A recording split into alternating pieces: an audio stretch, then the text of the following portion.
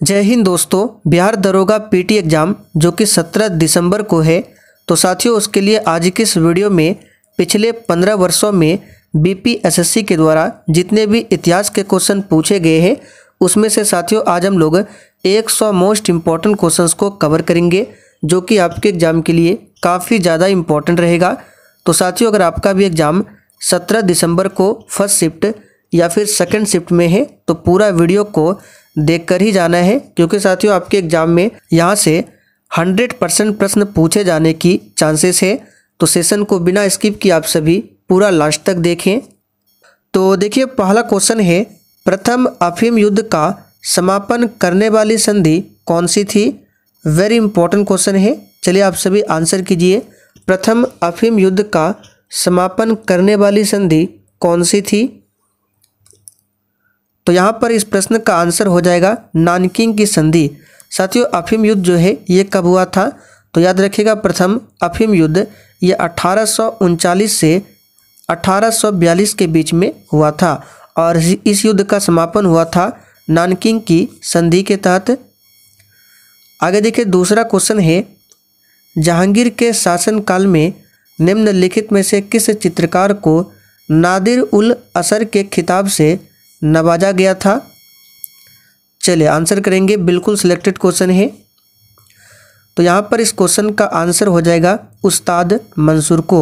याद रखिएगा जहांगीर के शासनकाल में उस्ताद मंसूर चित्रकार को नादिर उल असर के खिताब से नवाजा गया था। यहाँ पर आपको ये भी ध्यान रखना है उस्ताद मंसूर कौन था, तो एक चित्रकार था, पूछा जाता है। चलिए आगे देखिए, गांधार कला शैली समन्वय है।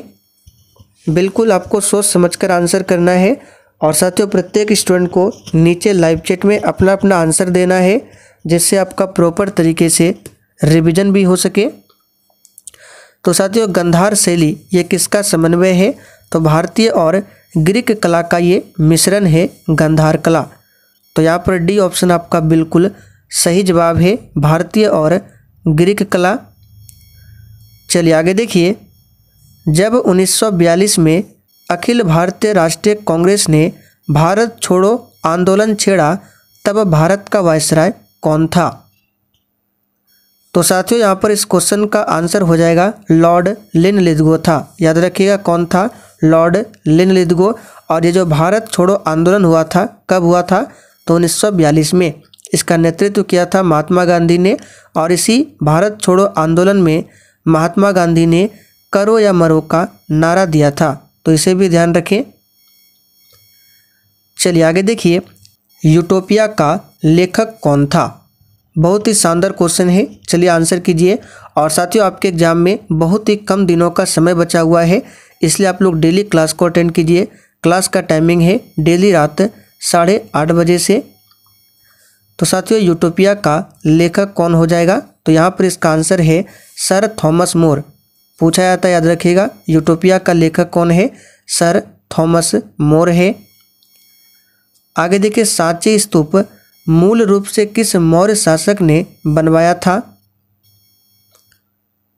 तो बहुत ही सिंपल क्वेश्चन है, ये जो सांची स्तूप है ये बनवाया था अशोक ने। याद रखिएगा किसने बनवाया था, अशोक ने। अशोक के पिता कौन थे, तो बिंदुसार थे, और बिंदुसार के पिता कौन थे, तो चंद्रगुप्त मौर्य थे, ध्यान रखेंगे।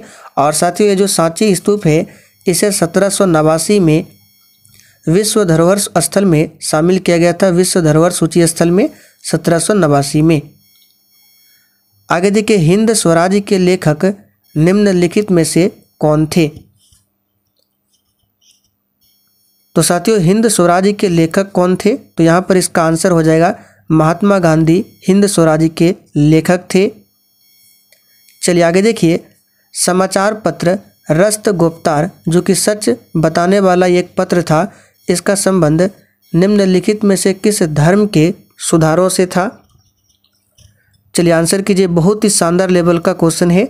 साथियों ये जो समाचार पत्र है रस्तगोप्तार इसके संपादक कौन थे, तो याद रखिएगा संस्थापक थे दादा भाई नौरोजी।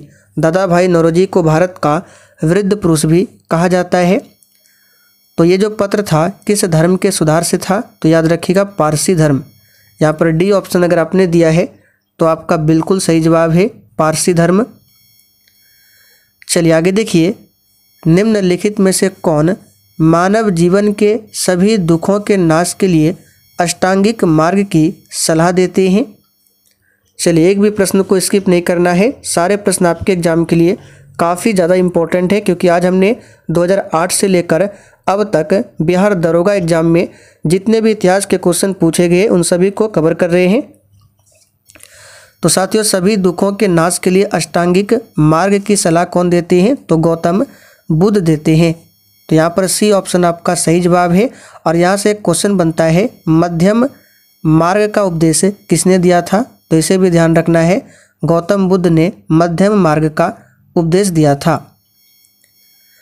आगे देखिए, 1931 में इंडियन नेशनल कांग्रेस का अधिवेशन कहाँ पर आयोजित हुआ था? तो साथियों, इंडियन नेशनल कांग्रेस का एक अधिवेशन होता है 1931 में, और ये हुआ था कराची में। और इस अधिवेशन की अध्यक्षता किसने किया था? तो सरदार वल्लभ भाई पटेल ने। और साथियों, इसी कराची अधिवेशन में मौलिक अधिकार की मांग रखी गई थी। तो ये क्वेश्चन भी बन सकता है, याद रखिएगा। और 1929 का जो लाहौर अधिवेशन हुआ था, जिसमें पूर्ण स्वराज्य का लक्ष्य रखा गया था, इस अधिवेशन की अध्यक्षता किसने किया था? तो पंडित जवाहरलाल नेहरू ने। निम्नलिखित में से कौन 1905 में बंगाल के विभाजन के समय भारत का वायसराय था? तो साथियों, बंगाल का विभाजन होता है 1905 में, और उस समय भारत का वायसराय कौन था? तो लॉर्ड कर्जन। यहाँ पर डी ऑप्शन आपका सही जवाब है। देखिए, बंगाल विभाजन की घोषणा जो है, डेट याद रखिएगा, पूछा जाता है 20 जुलाई, याद रखिएगा 20 जुलाई 1905 को किया गया। और ये प्रभावी कब हुआ था? तो 16 अक्टूबर 1905 को। ये दोनों डेट को याद रखना, एग्जाम में पूछ सकता है। तो घोषणा होती है 20 जुलाई को और प्रभावी हुआ था 16 अक्टूबर को। आगे देखिए, निम्नलिखित में से कौन सा लॉर्ड कर्जन का योगदान नहीं था? सभी ऑप्शन को ध्यान से पढ़िए। तो साथियों, पुलिस सुधार, बंगाल विभाजन, सेना व न्यायिक सुधार, ये सभी योगदान लॉर्ड कर्जन का है।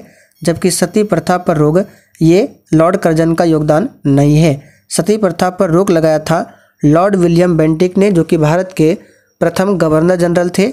सती प्रथा पर रोक लगाया गया 1829 में, और इसमें सहयोग किसने दिया था? तो राजा राम मोहन राय ने। चलिए आगे देखिए, कारकोता राजवंश का संबंध निम्नलिखित में से किसके इतिहास से था? चलिए, बिल्कुल एग्जाम में पूछा जाने वाला क्वेश्चन है। तो साथियों, कारकोता राजवंश का संबंध जो है, याद रखिएगा, ये किसके इतिहास से था? तो यहाँ पर इसका सही जवाब हो जाएगा जम्मू कश्मीर। आगे देखिए, बिहार में 1857 की क्रांति का नेतृत्व किसने किया था? ये तो बहुत ही सिंपल सा क्वेश्चन है, वीर कुंवर सिंह ने किया था। और साथियों, 1857 की क्रांति की शुरुआत किस तिथि से होती है पूछा जाता है? तो याद रखिएगा 10 मई से। और कहाँ से? तो उत्तर प्रदेश के मेरठ से। और इसका सिंबल क्या था राष्ट्रीय 1857 की क्रांति का? तो कमल और चपाती, चपाती यानी कि रोटी, कमल और रोटी। निम्नलिखित में कौन ब्रह्म समाज के संस्थापक थे? तो यहाँ से देखिए 2-3 क्वेश्चन आपको और बताएंगे, सभी को ध्यान रखना है। ब्रह्म समाज की स्थापना 1828 में राजा राम मोहन राय ने किया था। अब साथियों, राजा राम मोहन राय को राजा की उपाधि किसने दिया था? तो अकबर द्वितीय ने दिया था। राजा राम मोहन राय ने ही वेदांत कॉलेज की स्थापना की थी। राजा राम मोहन राय को भारतीय पुनर्जागरण का पिता कहा जाता है, और भारत में पत्रकारिता का अग्रदूत भी माना जाता है राजा राम मोहन राय को। स्वामी दयानंद सरस्वती ने, याद रखिएगा, 1875 में आर्य समाज की स्थापना की थी। और वेदों की ओर लौटो का नारा जो है, ये दिया गया था स्वामी दयानंद सरस्वती के द्वारा ही। सभी को ध्यान रखेंगे। सप्त क्रांति की अवधारणा को प्रतिपादित किया गया था। तो साथियों, सप्त क्रांति की अवधारणा को याद रखिएगा, ये किसके द्वारा? तो राम मनोहर लोहिया द्वारा प्रतिपादित किया गया था। तो यहाँ पर पहला ऑप्शन आपका सही जवाब है। कुतुब मीनार के प्रवेश द्वार को जाना जाता है? और देखिए साथियों, आज के इस सेट में आपके जितने भी क्वेश्चन सही हो रहे हैं आप लोग साइड में कॉपी में लिखते चलिए। फिर सेशन के लास्ट में आपको कमेंट करके बताना है कि आपका स्कोर क्या रहा। तो कुतुब मीनार के प्रवेश द्वार को जाना जाता है अलाई दरवाज़ा के रूप में। तो यहाँ पर सी ऑप्शन आपका सही जवाब है। कुतुब मीनार की नींव किसने रखी थी? तो कुतुबुद्दीन ऐबक ने, जो कि गुलाम वंश का संस्थापक था। 1206 ईस्वी में गुलाम वंश की स्थापना की जाती है, याद रखिएगा, कुतुबुद्दीन ऐबक के द्वारा।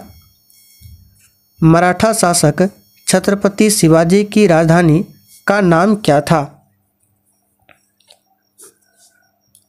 तो सिंपल सा क्वेश्चन है, मराठा शासक छत्रपति शिवाजी की राजधानी का नाम रायगढ़ था, याद रखिएगा।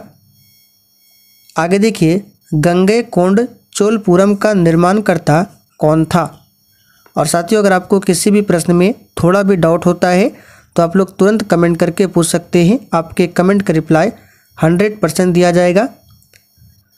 तो गंगैकोंड चोलपुरम का निर्माणकर्ता कौन था? तो याद रखिएगा, राजेंद्र प्रथम था। यहाँ पर डी ऑप्शन आपका सही जवाब है। विजयालय को ध्यान रखना है, चोल वंश की स्थापना किया था, यानी कि चोल वंश का संस्थापक कौन था? तो विजयालय।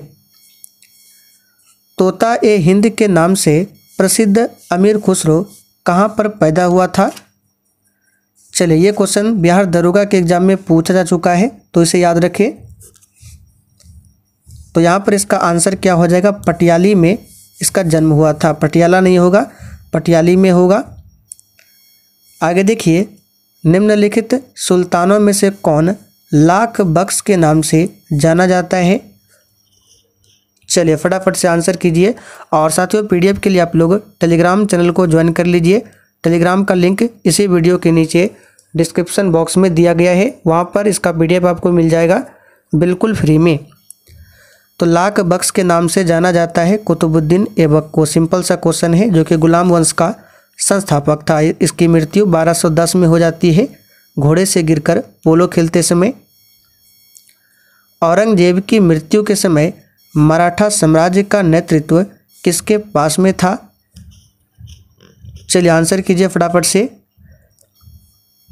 तो साथियों, औरंगजेब की मृत्यु कब होती है? तो याद रखिएगा, औरंगजेब की मृत्यु यहाँ पे पूछा गया है, इसके समय मराठा साम्राज्य का नेतृत्व किसके पास था? तो ताराबाई के पास। यहाँ पर डी ऑप्शन आपका सही जवाब है, ताराबाई। निम्नलिखित में से सत्यशोधक समाज के संस्थापक कौन थे? और साथियों, आज के इस टेस्ट पेपर को आपको रिवीजन के तौर पर लेना है। पूरा एग्जाम से पहले आपको रिवीजन करके ही जाना है, क्योंकि यहाँ से आपके एग्जाम में क्वेश्चन पूछे जाने की काफ़ी ज़्यादा चांसेस है। तो सत्यशोधक समाज की स्थापना 1873 में किया गया था ज्योतिबा फूले के द्वारा। किस सुल्तान ने दीवान एक अमीर एक को ही नामक नए विभाग बनाया? तो किस सुल्तान ने बनवाया था? तो मोहम्मद बिन तुगलक ने। यहाँ पर डी ऑप्शन आपका सही जवाब है। सिकंदर लोदी की बात करें तो इन्होंने ही 1504 में आगरा शहर की स्थापना की थी और 1506 ईस्वी में इन्होंने आगरा को अपनी राजधानी बनाया था।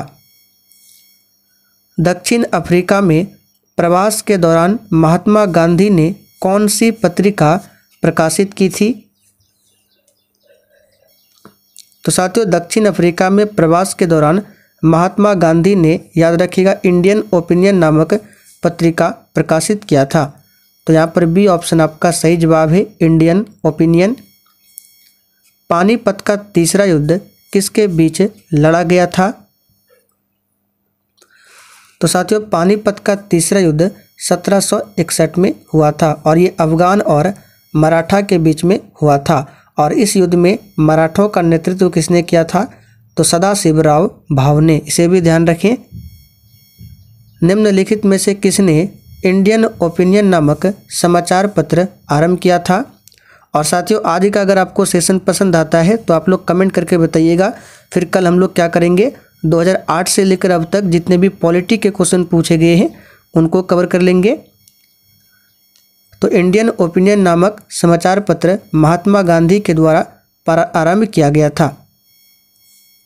जैन धर्म के 23वें तीर्थंकर कौन थे? यह तो सिंपल सा क्वेश्चन है, पार्श्वनाथ जैन धर्म के 23वें तीर्थंकर थे। पार्श्वनाथ का प्रतीक चिन्ह पूछा जाता है जो कि था सर्प, याद रखिएगा क्या था, सर्प। और वर्धमान महावीर जैन धर्म के 24वें तीर्थंकर थे। इनकी मृत्यु कहाँ पर होती है, तो पावापुरी में। इब्न बतूता के बारे में निम्नलिखित कथनों में से कौन सा सत्य है, तो वह मोरक्को से था, बिल्कुल सही है। वह मोहम्मद बिन तुगलक के समय भारत आया था, ये भी सही है। उसने रहला लिखा था, रहला नाम की पुस्तक, ये भी सही है। यानी कि सभी कथन क्या है, सही है। निम्नलिखित में से सन 1919 में कौन सी घटना की वजह से रविंद्रनाथ टैगोर ने अपनी नाइटहुड की उपाधि वापस लौटा दिया था। नाइटहुड की उपाधि यानी कि सर की उपाधि, तो ये कौन सी घटना थी, तो जालियांवाला बाग हत्याकांड की घटना, जो कि 13 अप्रैल 1919 को हुआ था पंजाब के अमृतसर में। किसके समय में, तो लॉर्ड चैम्सफोर्ड के समय में। और इस हत्याकांड की वजह से रविंद्रनाथ टैगोर ने नाइटहुड की उपाधि, महात्मा गांधी ने केसर ए हिंद की उपाधि और जमुना लाल बजाज ने राय बहादुर की उपाधि लौटा दी थी। तो सारे फैक्टों को ध्यान रखें। निम्नलिखित में से किसे मुगल बादशाह द्वारा बुरहान उल मुल्क की उपाधि प्रदान किया गया था। और देखिए साथियों, जिन्होंने अभी तक सेशन को लाइक नहीं किया है, प्लीज़ आप सभी से रिक्वेस्ट है कि आप सभी सेशन को साथ में दिल से एक बार ज़रूर लाइक कर दें। तो यहाँ पर इसका आंसर हो जाएगा किस मुगल बादशाह द्वारा, तो याद रखिएगा सादत खान। तो याद रखिएगा सादत खान को मुगल बादशाह द्वारा बुरहान उल मुल्क की उपाधि प्रदान किया गया था। निम्नलिखित में से ब्रिटिश सरकार के कौन से चार्टर एक्ट से बंगाल के गवर्नर जनरल को भारत का गवर्नर जनरल बना दिया गया,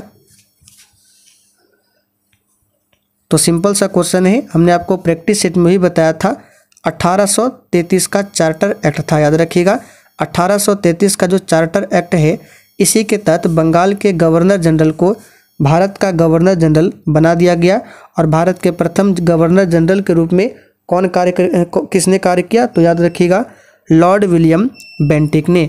और 1833 का चार्टर एक्ट जो है, इसको सेंट हेलेना एक्ट भी कहा जाता है। क्या, सेंट हेलेना एक्ट। सकरखेड़ा की लड़ाई कब हुई थी, तो प्यारे साथियों सकरखेड़ा की लड़ाई याद रखिएगा पूछा जाता है 11 अक्टूबर 1724 को हुआ था। पुराने लिच्छवी राज्य की राजधानी कहाँ पर थी, तो साथियों पुराने लिच्छवी राज्य की राजधानी वैशाली थी। यहाँ पर सी ऑप्शन आपका सही जवाब है। त्रिपिटक किसका धार्मिक ग्रंथ है, देखिए त्रिपिटक में आता है सुत्त पिटक, विनय पिटक और अभिधम्म पिटक। और तीनों पिटकों की भाषा क्या थी, तो पाली, याद रखिएगा। और त्रिपिटक जो है बौद्धों का ये धार्मिक ग्रंथ है। संयुक्त राष्ट्र संघ स्थापित हुआ था,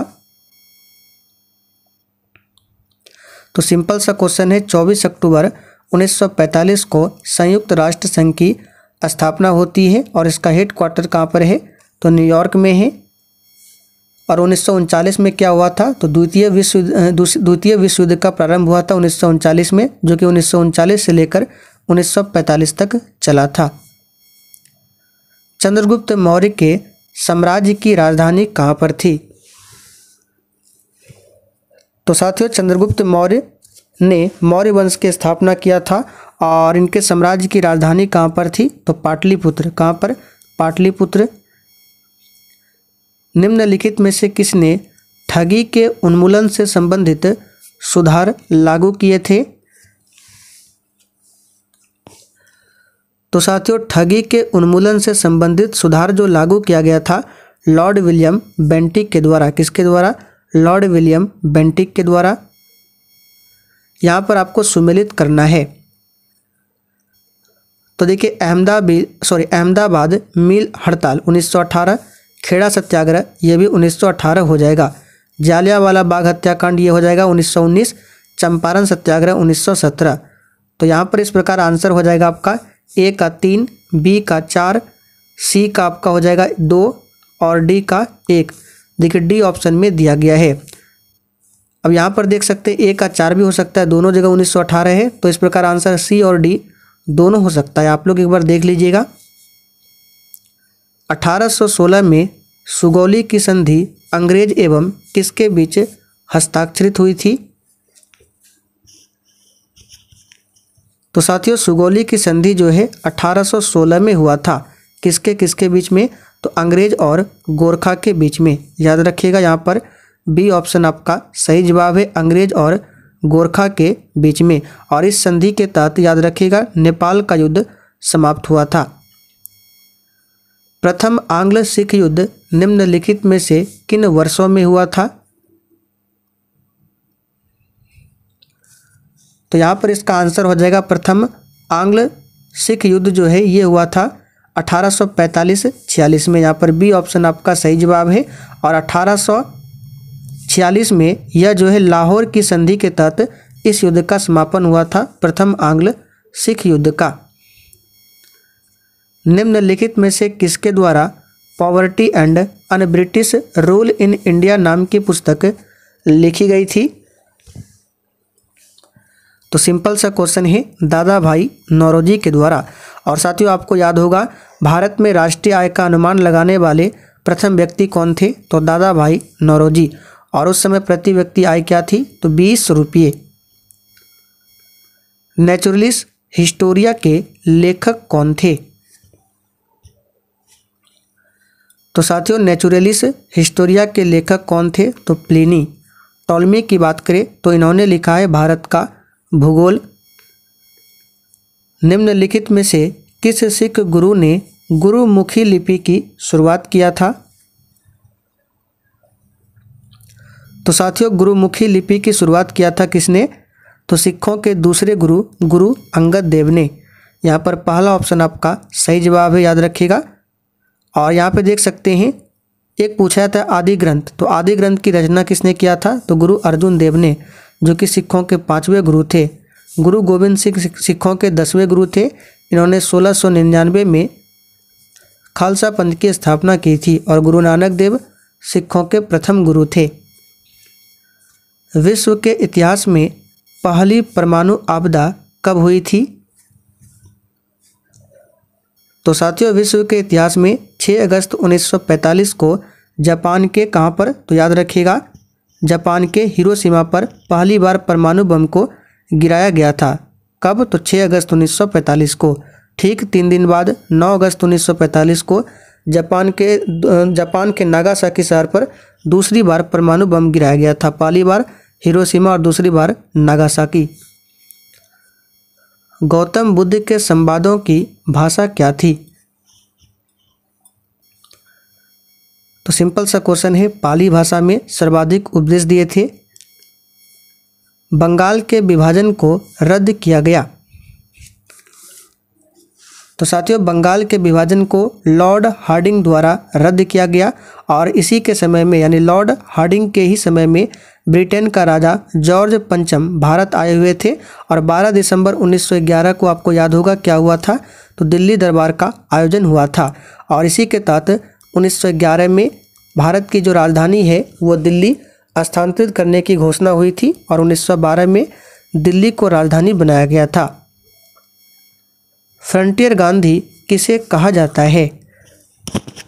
ये तो सिंपल सा क्वेश्चन है। फ्रंटियर गांधी खान अब्दुल गफ्फार खान को कहा जाता है, याद रखिएगा।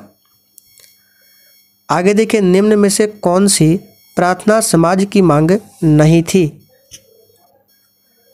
तो स्त्री शिक्षा, विधवा पुनर्विवाह, लड़के एवं लड़कियों की विवाह आयु में वृद्धि करना, ये सभी थी। तो यहाँ पे ऑप्शन दिया गया है बुक में, अस्पृश्यता की समाप्ति। India after Gandhi the history of the world largest democracy, इस नाम की पुस्तक के रचयिता कौन है? तो साथियों India after Gandhi the history of the world largest democracy, इस पुस्तक के रचयिता याद रखिएगा कौन है? तो रामचंद्र गुहा है। 1926 में नौजवान भारत सभा किसके द्वारा बनाई गई? तो प्यारे साथियों नौजवान भारत सभा 1926 में भगत सिंह के द्वारा बनाया गया था? किताब उल हिंद पुस्तक किसके द्वारा लिखी गई? ये तो सिंपल सा क्वेश्चन है, अलबरूनी के द्वारा लिखा गया। निम्नलिखित को सुमेलित कीजिए। यहाँ पे आश्रम का कार्यकाल दिया हुआ है, यानी ब्रह्मचर्य का समय काल क्या होता है? तो ब्रह्मचर्य का हो जाएगा जन्म से 25 वर्ष तक, गृहस्थ का हो जाएगा 25 से 30 वर्ष, वानप्रस्थ 50 से 75 और संन्यास 75 से 100, यानी 1 2 3 4 सभी क्रम में दिया हुआ है। तो देख सकते हैं डी ऑप्शन यहाँ पर सही है, 1 2 3 और 4। राजस्व में रैयतवाड़ी प्रयोग का प्रारंभ किसके द्वारा किया गया था? तो सिंपल सा क्वेश्चन है, ये किया गया था थॉमस मुनरो के द्वारा। हड़प्पा स्थल किस नदी तट पर स्थित है? तो हड़प्पा स्थल रावी नदी के तट पर स्थित है और सिंधु नदी के तट पर मोहनजोदड़ो स्थित है। निम्नलिखित में कौन चंगेज खान का समकालीन था? तो प्यारे साथियों, चंगेज खान का समकालीन हो जाएगा कौन? तो याद रखिएगा सुल्तान शमसुद्दीन इल्तुतमिश। गुलबदन बेगम ने किसके कहने पर हुमायूंनामा लिखा था? देखिए, गुलबदन बेगम की बात करें तो हुमायूं की बहन और बाबर की बेटी थी और इन्होंने अकबर के कहने पर हुमायूंनामा को लिखा था। सीरी शहर और सीरी के दुर्ग का निर्माण किसने करवाया था? तो सीरी शहर और सीरी के दुर्ग का निर्माण करवाया था अलाउद्दीन खिलजी ने। शेरशाह सूरी का मकबरा पूछा जाता है कहाँ पर है? तो याद रखिएगा बिहार के सासाराम में है। आगे देखिए, अकबर के 1567 में चित्तौड़ आक्रमण के समय वहाँ का शासक कौन था? तो यहाँ पर इसका आंसर क्या हो जाएगा? राणा सांगा था। सॉरी, यहाँ पे आंसर क्या हो जाएगा? अकबर के 1567 में चित्तौड़ के आक्रमण के समय ये हो जाएगा महाराणा उदय सिंह। राणा सांगा नहीं होगा, महाराणा उदय सिंह होगा। शेरशाह का मकबरा कहाँ पर है? अभी हमने आपको बताया सासाराम में। बाबर का मकबरा पूछे काबुल में है, याद रखिएगा। अकबर का मकबरा सिकंदरा में है। आप लोग कमेंट करके बताइए हुमायूं का मकबरा कहाँ पर है। कथा सरित सागर के लेखक कौन है? तो साथियों, कथा सरित सागर के लेखक कौन है? तो सोमदेव हो जाएगा। गुप्तकालीन प्रथम गणितज्ञ व खगोल शास्त्री कौन था? यहाँ पर आर्यभट्ट आंसर नहीं करना है, गणितज्ञ और खगोल शास्त्री दोनों पूछा गया है, तो ये हो जाएगा वराह मिहिर। याद रखिएगा। आप लोग कमेंट करके बताइए महाभारत का पुराना नाम क्या था?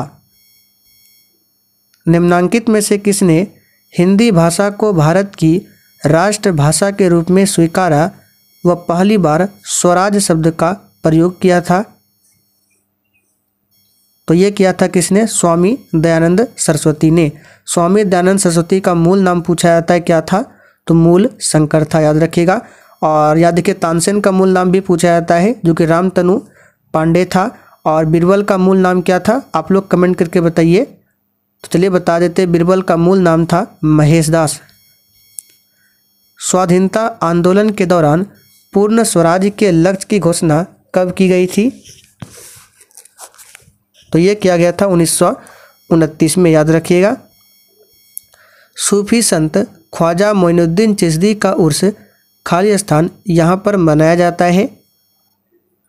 तो साथियों, ये मनाया जाता है अजमेर शरीफ में। यहाँ पर सी ऑप्शन आपका सही जवाब है। तो चलिए साथियों, आज के लिए इतना ही। आज हमने एक्स्ट्रा फैक्ट के साथ में लगभग 100 मोस्ट इम्पॉर्टेंट क्वेश्चंस को कवर किया है, जो कि आपके एग्जाम के लिए काफ़ी ज़्यादा इम्पॉर्टेंट है।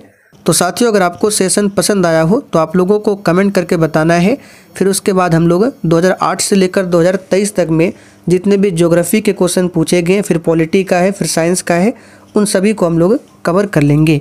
तो चलिए आज के लिए इतना ही। तब तक के लिए जय हिंद,